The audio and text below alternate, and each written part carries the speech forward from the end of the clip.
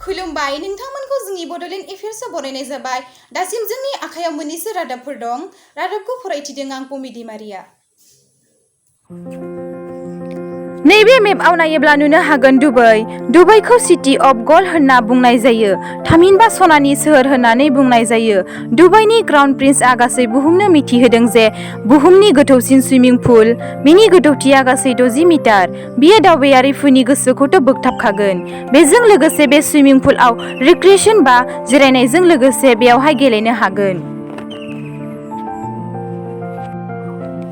बे जायगायाव time spend खालामनो गोबां मोजां जागोन होनना सुबुं माहारिया बुंलायसोदों बे सुइमिं पुलआ बुहुमनि देरसिन आरो गोथौसिन बे सुइमिं पुलखौ इउनाइटेड आरब इमारेटआ सानै हयै बानायनाय जादों जाहाथे 2025 मायथाइनि गेजेराव दुबाइआव बुहुमनि गासै जायगानिख्रुइ बांसिन दावबायारिफोरा फैयो बेखौ नोजोर होनानै दुबाइआव टुरिस्ट प्रमोट खालामनाय जादों होनना जों मिथिनो हायो बिनि अनगायै बुहुमनि नैथि गोथौसिन सुइमिं पुलआ जादों 45 मिटार